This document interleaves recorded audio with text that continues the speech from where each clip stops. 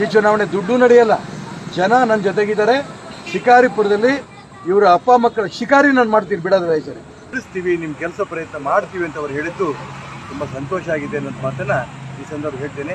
ಈ ರೀತಿ ಡಾಕ್ಟರ್ಗಳನ್ನ, ಇಂಜಿನಿಯರ್ಗಳನ್ನ ಎಲ್ಲರೂ ಭೇಟಿ ಮಾಡ್ತೇನೆ. ಗ್ರಾಮೀಣ ಪ್ರದೇಶದಲ್ಲಿರ್ತ ರೈತರ ಮಕ್ಕಳು, ಹೆಣ್ಮಕ್ಳು ಎಲ್ಲರೂ ಕೂಡ ಭೇಟಿ ಮಾಡ್ತೇನೆ.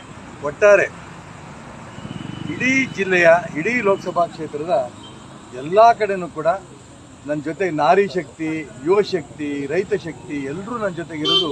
ಖಂಡಿತ ನಿಮ್ಮನ್ನು ಗೆಲ್ಲಿಸ್ತೇವೆ ಅನ್ನೋಂಥ ಮಾತು ಹೇಳ್ತಾರೆ. ತುಂಬ ಸಂತೋಷ ಆಗಿದೆ. ಸರ್, ವಿಜಯೇಂದ್ರ ಅವರು ನಿನ್ನೆ ಒಂದು ಮಾತು ಹೇಳಿದ್ರು ಸರ್, ಅಂದರೆ ಪುಕ್ಷಟೆ ಮಾತುಗಳಿಗೆಲ್ಲ ನಾನು ಬೆಲೆ ಕೊಡಲ್ಲ. ಈಶ್ವರಪ್ಪನವ್ರು ಏನು ಮಾಡಿದ್ದಾರೆ ಅಂತ ಜನ್ಮಗ ಕ್ಷೇತ್ರಕ್ಕೆ ಅಭಿವೃದ್ಧಿ ಮಾಡಿ. ಪುಕ್ಷಟೆ ಮಾತು, ವಿಜಯೇಂದ್ರನ ಮಾತು ನಾನು ಬೆಲೆ ಕೊಡಲ್ಲ. ರಾಜ್ಯ ಅಧ್ಯಕ್ಷನಾಗಿ ಆಗೋದಕ್ಕೆ ನಿಮ್ಗೆ ಏನು ಯೋಗ್ಯತೆ ಇದೆ ಅಂತ ನಾನು ಕೇಳೋಕ್ಕೆ ಇಷ್ಟಪಡ್ತೇನೆ. 40 ವರ್ಷ ನಾನು ಈ ಪಕ್ಷಕ್ಕೋಸ್ಕರ ಶ್ರಮ ಹಾಕಿದ್ದೇನೆ. ನಿಮ್ಮಪ್ಪ ಶ್ರಮ ಹಾಕಿದ್ರು ಅಂತ ಆ ಶ್ರಮದಿಂದ ನೀನು ರಾಜ್ಯಾಧ್ಯಕ್ಷ ಆಗಿದ್ದೆ. ನಿಮಗೆ ಈ ರೀತಿ ಮಾತಾಡೋಕ್ಕೆ ನೀನು ಯೋಗ್ಯತೆಯೇ ಇಲ್ಲ. ಶಿವಮೊಗ್ಗ ನಗರಕ್ಕೆ, ಜಿಲ್ಲೆಗೆ ನಾನು ಏನು ಮಾಡಿರ್ತೀನಿ, ಜಿಲ್ಲೆ ಜನಕ್ಕೆ ಗೊತ್ತು, ನಗರದ ಜನಕ್ಕೆ ಗೊತ್ತು. ಶಿವಮೊಗ್ಗ ನಗರದ ಜನರೂ ನಿಂಗೆ ಗೊತ್ತಿಲ್ಲ. ಶಿಕಾರಿಪುರದಲ್ಲಿ 60,000 ಇದ್ದಿದ್ದು 10,000 ಇಳಿದಿದ್ದೆ ನೀನು ಓಟ್ ಲೀಡು. ಮುಂದಿನ ಚುನಾವಣೆಯಲ್ಲಿ ಗೊತ್ತಾಗುತ್ತೆ ಏನು ಅಂತ. ತಿಣಕಿ 10,000 ಎಷ್ಟು ಕೋಟಿ ಖರ್ಚು ಮಾಡಿಯೋ ನನಗೆ ಗೊತ್ತಿಲ್ಲ. ಹಂಗಾಗಿ ಹಗುರವಾಗಿ ಮಾತಾಡಿದ್ರೆ ಈಗ ಬೇರೆ ಭಾಷೆಯಲ್ಲಿ ಮತ್ತು ಉತ್ತರ ಕೊಡಬೇಕಾಗುತ್ತೆ ಅಂತ ಎಚ್ಚರಿಕೆ ಕೊಡೋಕ್ಕೆ ಇಷ್ಟಪಡ್ತೇನೆ. ಇನ್ನು ಬಚ್ಚ ನೀನು, ಆಯ್ತಾ? ನಿಮ್ಮಪ್ಪನ ಶ್ರಮದಿಂದ ನೀನು ಇವತ್ತು ರಾಜ್ಯ ಅಧ್ಯಕ್ಷ ಆಗಿದೆಯಾ. ಇದು ನೆನ್ಪಿಟ್ಕೊಂಡು 40 ವರ್ಷ ನಾನು ತಪಸ್ಸು ಮಾಡಿದ್ದೀನಿ ಈ ಪಕ್ಷಕ್ಕೋಸ್ಕರ. ನನಗೆ ಟೀಕೆ ಮಾಡೋಷ್ಟು ಯೋಗ್ಯತೆ ನಿನಗಿಲ್ಲ. ರಾಜ್ಯ ಅಧ್ಯಕ್ಷ ಆಗಿ ಅಲ್ವಾಗ 6 ತಿಂಗಳು ಒತ್ತಡ ಕೊಟ್ಟು, ಮೇಲ್ನೋರು ಒತ್ತಡ ಕೊಟ್ಟು ರಾಜ್ಯಾಧ್ಯಕ್ಷರಾಗ್ಬಿಟ್ರೆ ನೀನು ಬಾಯಿ ಬಂದ ಮಾತಾಡೋಕ್ಕೆ ಅವಕಾಶ ಕೊಟ್ಟಿದ್ದೀನಿ ಅಂತ ಅಂದ್ಕೊಂಡಿದ್ಯಾ? ಹುಷಾರನ್ನಂತ ಮಾತಿಸ್ ಅಂತ ಹೇಳಕ್ಕೆ ಇಷ್ಟಪಡ್ತೇನೆ. ಶಿಸ್ತು ಕ್ರಮ ಅವಂತ ಇರ್ತವೆ. ಇಂಡಿಪೆಂಡೆಂಟ್ ಅನ್ನು ಎತ್ಕೊಂಡು ಬಂತಂದ್ರೆ ಶಿಸ್ತು ಕ್ರಮ ತೊಗೊಳೋದು ಏನು ಬಂತು? ಈ ಪಾರ್ಟಿಯಿಂದ ಹೊರಗೆ ಬಂದೇ ಆಯ್ತು ಅರ್ಥ. ನಾನು ಇಂಡಿಪೆಂಡೆಂಟ್ ನಿಂತಿದೆ ಅಂತ ಅದು ಅರ್ಥವೂ ಅವನಿಗೆ ಗೊತ್ತಿಲ್ಲ.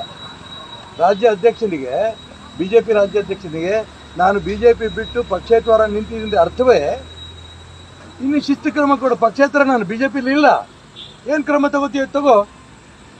ಇಂಥ ಗೊಡ್ಡು ಬೆದರಿಕೆ ಹೆದರೋಣಲ್ಲ ನಾನು. ಅದಕ್ಕೋಸ್ಕರ ನಾನು ಹೇಳಕ್ಕೆ ಇಷ್ಟಪಡ್ತೇನೆ.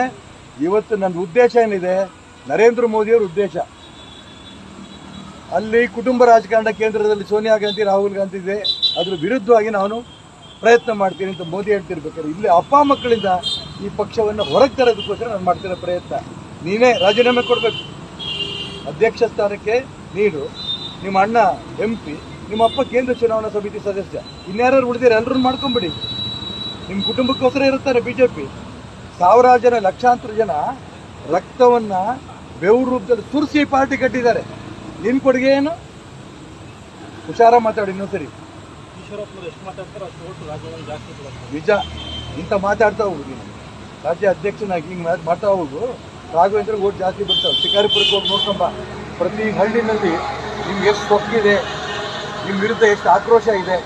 ಲಿಂಗಾಯತರಾದಿ ಎಲ್ಲರೂ ನಿಮ್ಮನ್ನು ಬೈತಾ ಇದ್ದಾರೆ. ನಿಮಗೆ ಈ ಚುನಾವಣೆ ದುಡ್ಡು ನಡೆಯಲ್ಲ, ಜನ ನನ್ನ ಜೊತೆಗಿದ್ದಾರೆ.